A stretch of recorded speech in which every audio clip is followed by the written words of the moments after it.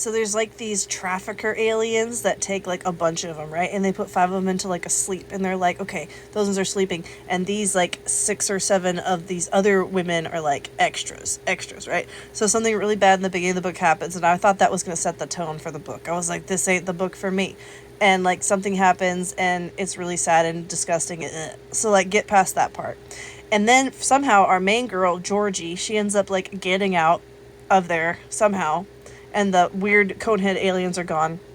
And then here comes Vector. He is like a avatar alien kind of thing, and he comes in and he's like, my Georgie. Like he has like a Quee, which is kind of like a parasite that goes in his body and helps him filter the air so he doesn't die. They give it to their people when they're like 4 years old, or no, 4 days old. They give it to the baby, so that after 4 days they introduce a Quee to the baby so the baby can live, and that decides whether or not, like, if the baby and Quee don't like mesh, then like they can try again, I think. But like if it doesn't happen, then like you have 8 days before you.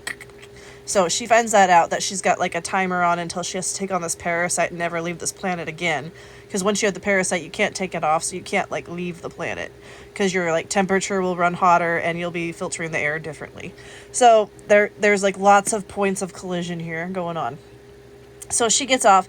The Vector guy finds her, and like his Quee resonates, so he's like, that's my mate. So like he initially just goes for like a southern kiss, like whoop, right to the bottom. Like that's how he greets her, and she's like, what the heck?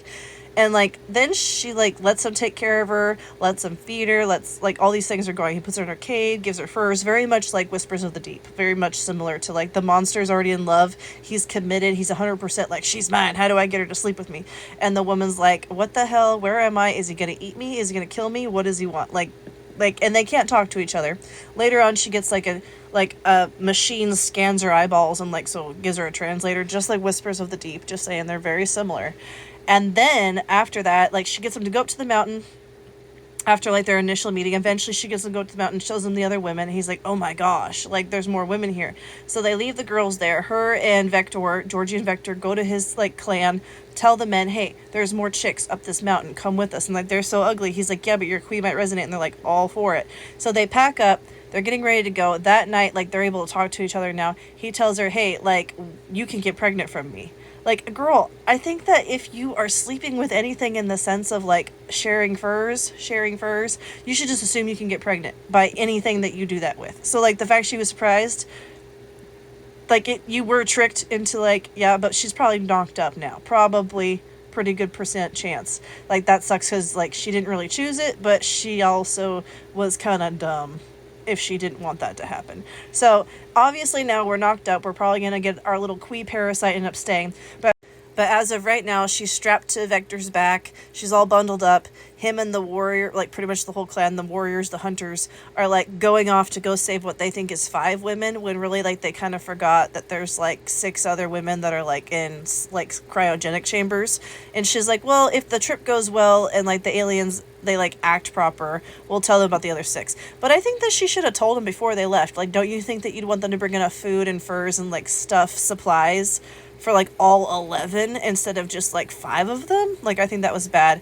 But yeah, so she's ticked off that she's probably knocked up, and he's like, why is she upset? I don't understand. And then we just jump into like the next day.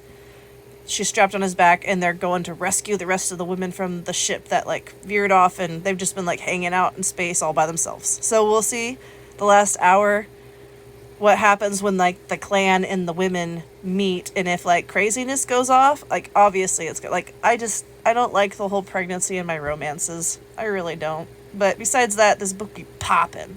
Like this and Whispers of the Deep are like climbing about the same for me. I'm like, dang, I should read like the second book of Whispers and the second book of this one and just keep bouncing back and forth, because I feel like they're very similar in storyline so far.